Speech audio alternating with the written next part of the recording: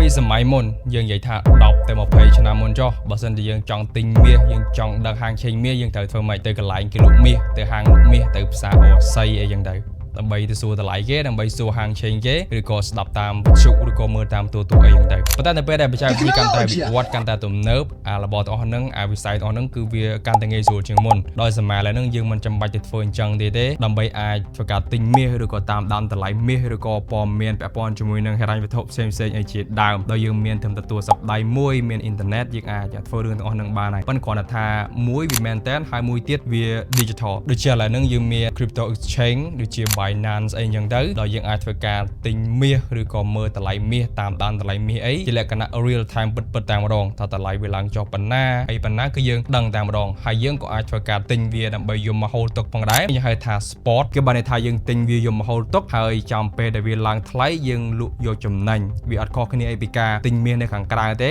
ជាទូទៅនៅពេលដែលមាសធ្លាក់គឺយើងទិញវាហើយចាំពេលវាឡើងថ្លៃយើងលក់វាទៅវិញអីចឹងទៅរឿងទាំងអស់ហ្នឹងគឺយើងអាចធ្វើបានទាំងក្នុង digital ទាំងក្នុង មែនតែនចំណែកតែខុសគ្នាហ្នឹងគឺគ្រាន់តែថាបើសិនជាយើងទិញមាសនៅខាងក្រៅបានមាសមែនតែនអីចឹងទៅយើងអាចកាន់បានយើងអាចមើលបានអីចឹងទៅប៉ុន្តែបើសិនជាយើងទិញមាសនៅក្នុង exchange ដូចជា Binance អីហ្នឹងអាហ្នឹងជាប្រភេទ digital ក៏ប៉ុន្តែចំពោះតម្លៃឬក៏ហាងឆេងឡើងចុះអីគឺវាដូចគ្នាជាមួយនឹងនៅខាងក្រៅដែរបើសិនជាយើងចង់បានមាសមែនតែនយើងអាចទិញនៅខាងក្រៅទៅប៉ុន្តែបើសិនជាយើងគ្រាន់តែចង់បានមាសដើម្បីយកមកធ្វើការ invest គឺបានន័យថាទិញនៅតម្លៃទាបហើយលក់វានៅតម្លៃខ្ពស់អាហ្នឹងគឺយើងអាចទិញតាមលក្ខណៈ digital ក៏បានដែរដោយសារតែវាងាយស្រួលជាងវាលឿនជាងហើយវាភ្លាមទៀតអាហ្នឹងគឺវាបែបហ្នឹងទោះបីជា Binance យើងស្គាល់ថាជា crypto exchange មែនប៉ុន្តែមែនតែនទៅគឺយើងអាចធ្វើរឿងក្នុងនឹងបានជាច្រើនពាក់ព័ន្ធជាមួយនឹងការ investment ឬក៏ការវិនិយោគមិនថាទាំង crypto ឬក៏ stock ឬក៏ asset ផ្សេងៗដូចជាមាសប្រាក់ឬក៏ប្រេងអីហ្នឹងគឺយើងសិតតែអាចធ្វើការវិនិយោគទិញលក់នៅក្នុងនឹងបានទាំងអស់ហើយចំពោះចំណុចដែលវាពិសេសគឺយើងអាចធ្វើការ trade future បានទៀតក៏បានន័យថា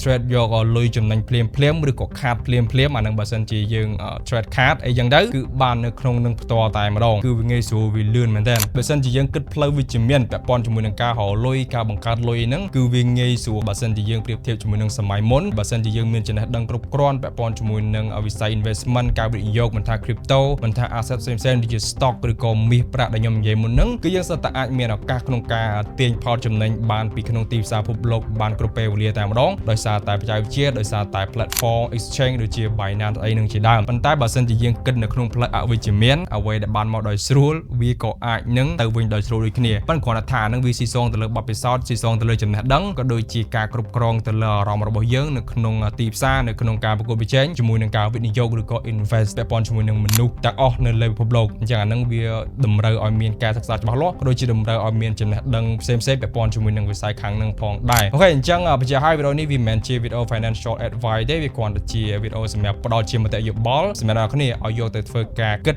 ពាក់ព័ន្ធជាមួយនឹងបច្ចេកវិទ្យាពាក់ព័ន្ធជាមួយនឹងសម័យកាលសពថ្ងៃដែលយើងដើរហ្នឹងថាតើយើងដើរដល់ណាហើយវាមានវិធីសាស្ត្រណាខ្លះដែលយើងអាចធ្វើការទាញយកផលប្រយោជន៍ពីរបស់ទាំងអស់ហ្នឹងអញ្ចឹងបើសិនជាអ្នកគ្នាចង់ធ្វើការវិនិយោគពាក់ព័ន្ធជាមួយនឹង crypto ឬក៏មាសប្រាក់ទិញជាលក្ខណៈ digital អីហ្នឹងយកមកធ្វើការ spot ដើម្បីចាំឲ្យវាថ្លៃលក់វិញឬក៏ trade future ឬក៏អីហ្នឹងអ្នកគ្នាអាចធ្វើការប្រើប្រាស់នៅលើ exchange ដូចជា Binance បានដោយសារតែ Binance គឺជា exchange ធំជាងគេលេខ1នៅលើពិភពលោកដែលមានអ្នកប្រើប្រាស់ច្រើនមែនទែនក៏ដូចជាមាន community ច្រើនមែនទែនហើយបើសិនជានិយាយពី Binance នៅក្នុងអាណាចក្រ crypto របស់យើងកន្លែងហ្នឹងក៏មាន campaign ជាមួយនឹង Binance ផងដែរ campaign មួយហ្នឹងគឺមានលក្ខខណ្ឌងាយទេដោយអ្នកគ្នាគ្រាន់តែធ្វើការចុះឈ្មោះតាម referral ដែលខ្ញុំបានដាក់នៅខាងក្រោម comment ហើយបន្តទៀតអ្នកគ្នាធ្វើការ deposit លុយ$50 trade spot $50អ្នកគ្នាគឺនឹងទទួលបានកាក់ crypto ហៅថា BAT ចំនួន20កាក់ផងដែរអញ្ចឹងបើសិនជាចង់ចូលរួម campaign របស់អាណាចក្រជាមួយនឹង Binance អ្នកគ្នាអាចធ្វើការចុះឈ្មោះតាម link ដែលខ្ញុំបានដាក់នៅខាងក្រោម comment បានហើយវីដេអូនេះគ្រាន់តែជាការចែករំលែកតិចតួចអញ្ចឹងបើសិនជាមានអ្វីជាចម្ងល់ពាក់ព័ន្ធជាមួយនឹង crypto ពាក់ព័ន្ធជាមួយនឹងចំណេះដឹងផ្សេងៗហ្នឹងអ្នកគ្នាអាចធ្វើការតម្លាក់នៅក្នុង comment បានក្រុមការងារអាណាចក្រនឹងព្យាយាម